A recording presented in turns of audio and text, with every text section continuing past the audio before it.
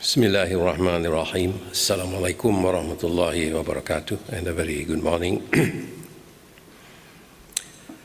The advantage of being the last speaker is that one can listen to all the views except the other speakers.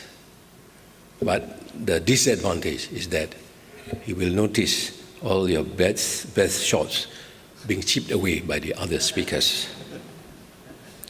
But fortunately, Tan Sri Lin was generous enough to share his presentation with me, which he sent to me via the email. And having read it, I believe we are on the same page, even though we may treat the subject a little bit different from each other. I am sorry I did not extend the same courtesy to you, Tan Sri, because I was still pondering how best for me to approach the topic given. The topic before us is as large as the Indian Ocean, and one can go anywhere in this vast expanse. I want to say my piece, and like Tan Sri Lin, I will choose to ignore the bells and the red card. Ladies and gentlemen, this is how I see the topic before us. Let me state that the subject matter of human capital is not as simple or as straightforward as it may seem. As I see it, the subject matter is as much a conceptual issue as it is a technical one. The problem is not only about how one perceives human capital, but also about how one perceives its antecedent, that is, where human capital comes from. The two, human capital and its antecedents, are intertwined and have become the source of inappropriate perception. I believe that even the best informed do not realize that they have been ensnared by the confusion of the interplay of human capital and its antecedent. My thesis is that when we are able to sort out the conceptual conundrum and its antecedent, the haze will clear, and the matter of human capital planning and production will be a matter of course. Let me begin by defining what human capital is so that we are on the same page. One may say that there are two definitions. One is formal definition. The formal definition is the textbook theoretical construct of human capital. We are not into academics, so I will not use the textbook definition. The second definition is what I like to call the cafeteria definition. To borrow a term used by a social scientist to describe an informal situation. It is cafeteria because the situation does not conform with the norms of formality. I draw the definition of human capital by way of inference.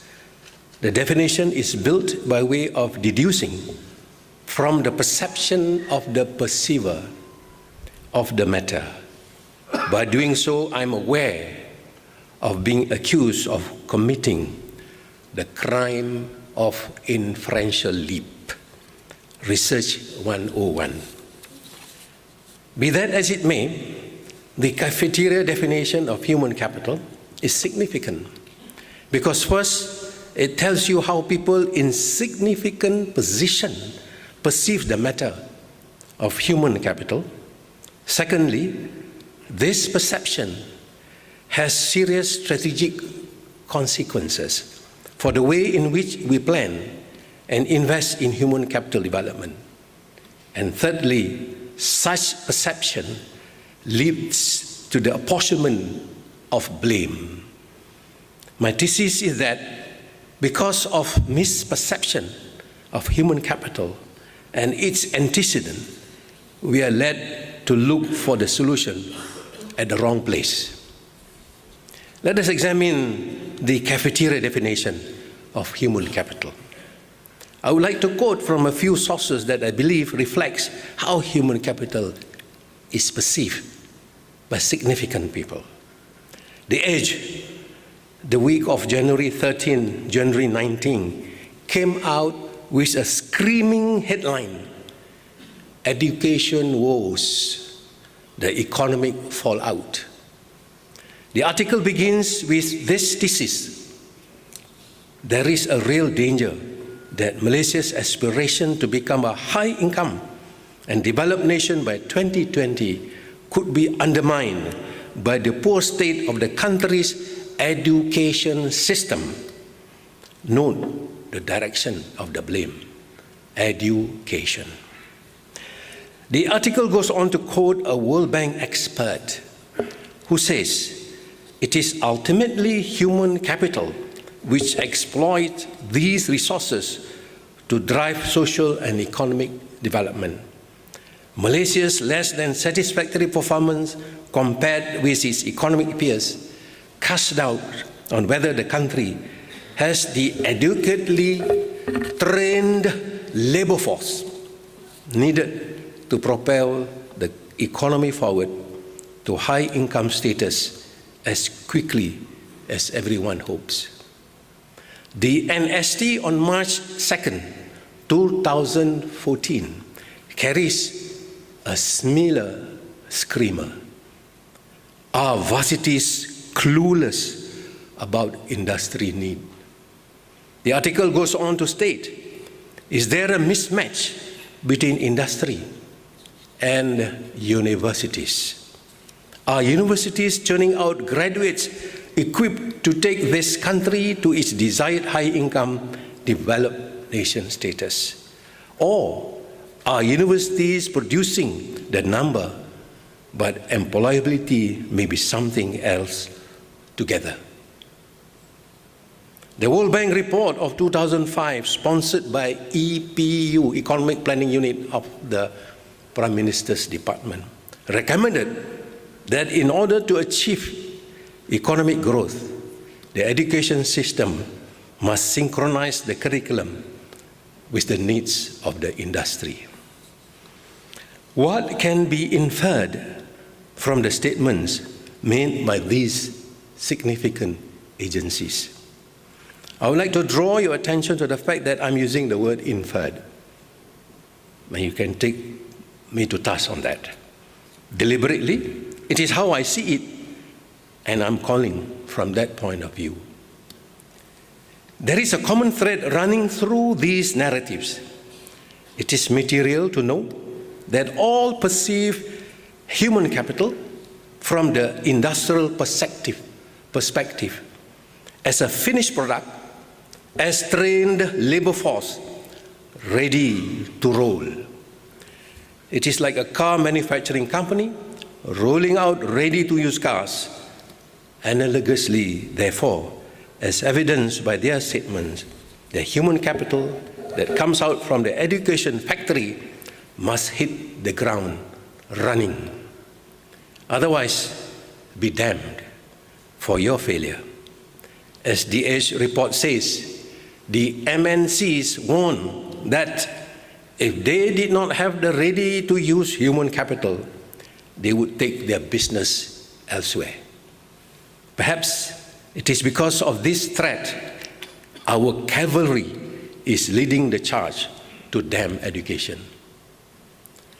Please bear in mind that these significant agencies refer to education as the antecedent or the source that produces the skilled human capital. Hence, education must be blamed for not producing the skilled human capital that can hit the ground running. Such a perspective on the role of education, as perceived by these significant agencies, thrusts forth the age-old debate on education. To be sure, the purpose of education. By putting the matter in this context, I am revisiting the philosophical concept of education. I believe we will do well to understand education in its proper and appropriate context, so that we not only do not make inappropriate expectations on education, but more importantly, approach the matter of human capital production in its proper context. Let me state that this beast of burden called education serves many goals. The goals of education by nature are diffuse. There is no one goal that becomes the all-important principle of education. In our country, when something is amiss, education is called upon to shoulder the task or take the fall. When divorce rates are on the rise, education is called upon to put marriage into the curriculum. When accidents are on the increase, the Minister of Transport calls for traffic curriculum. And education is blamed for almost anything, including blame for the man who habitually speeds on the street. The burdens of education are therefore many, and its goals diffuse. Perhaps the nature of education is best captured in the philosophy of education, which has become part of the Education Act of 1995. The philosophy of education reads thus: education in Malaysia is a continuous effort towards enhancing potentials of individuals in a holistic and integrated manner in order to create individuals who are well equipped intellectually, spiritually, and emotionally. This effort aims to produce knowledgeable, ethical, and responsible Malaysian citizens who can contribute towards the harmony and prosperity of the community and nation. Clearly, the goals are diffuse, and rightly so. You have a bit of everything. Education is about bringing up the good person. That is why it is called education. The World Bank missed this point when it advised EPU that the curriculum of education be tailor-made to meet the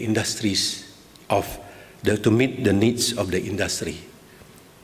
This nuthead advice means throwing out everything and focusing only on the industry. This misdirection is due to the mistaken conception of education. Skills training per se is not within the province of education. Skills training fall right smack into the realm of training. This is the place where nothing else is taught except training, day in, day out, so to speak. The World Bank would be spot on if they had said the training curriculum should be geared towards the requirement of the industry and lambast training if it failed to deliver the needed trained manpower force. Indeed, training is the right horse to flog. The goal of training, to be sure, is specific, cut and dry, and not diffuse as that of education. Malaysia has a weak concept of training. This is because industry-related courses at the polytechnics, community colleges, and universities come under the purview of education. As such, the curriculum for such courses are designed and taught by academics who never work in industries and hence never understand its dynamics. I suggest that we take a leaf from the Koreans, where industry-relevant courses are designed by industrialists themselves and even taught by industrialists. When there is a mismatch between the graduates and the industry, it is the industrialists who will receive the brickbats. It is time that we bring our industrialists who relish firing salvos at education, which has no business to engage in training, to take on training responsibility. If training as such, which we must, it will mean a radical change in the landscape of education and training in Malaysia. For one, it will mean the loss of a big chunk of the empire of the Ministry of Education, so to speak. It will mean industry-based faculties will change hands from the academics of the ivory tower to the practitioners of the industry. Of course, the matter is not cut and dry, as my proposition suggests. But generally, that will be the structure. Human Resource Ministry may be renamed Ministry of Industry, and a true-blooded industrialist, not the ordinary politician, will be its minister. And the management structure from top to bottom will be helmed by industrialists. Accusations that our universities clueless about industry needs would now change to industries, varsities clueless about industry needs. But education should not be left off the hook. It has a case to answer also, and plenty. Education still has the responsibility of preparing students to be skillful thinkers and to master the soft skills. I must admit this is an area which education has done pretty badly, as revealed by the Blueprint report. The TIMSS, Trends in Mathematics and Science Study of OECD, mathematics scores are an embarrassment, despite the rhetorics about being education hub of the region. However, it should be noted that in earlier years, like in 1999, when we first participated in TIMSS, our students scored above international average and ranked 16 out of 38 countries that participated. And in 2003, Malaysia ranked 10 out of 45 countries that participated. But after 2007, Malaysia went downhill. Education must answer these lapses. How do we arrest this dramatic decline in quality? The answer lies in leadership. Leadership is key to success. We should employ hard-nosed criteria to select the leaders who operate at the institutional and management levels, and select only those who can provide excellent leadership. Those who do not have what it takes to lead should have the leadership taken away from them. The stakes are too high to be pandering to the laggards. If we do not take such hard-nosed actions, we will only have big dreams without big deeds to match. I must mention that Tan Sri Lin and I had tried lately to apply hard-nosed criteria in the appointment of leaders, but sadly, not many share our views. It must be mentioned that in 2007, the Ministry of Higher Education presented the Higher Education Report. This report presented 186 recommendations, among which is a hard-nosed recommendation on the appointment and the tenure of the Vice-Chancellor. To all intents and purposes, the recommendations are radical, as they are made to position our universities to be competitive and world-class. It will do us well to implement the recommendations. After all, the report was presented to Parliament.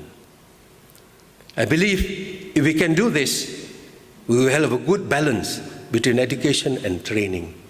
Education prepares the human capital with a general orientation, strong in all respects, like moral values, thinking, and articulative skills. Training will hew in the specific skill areas as required by the industry. We will then be well placed to meet the human capital that we need to serve all the ideals that we cherish. Thank you.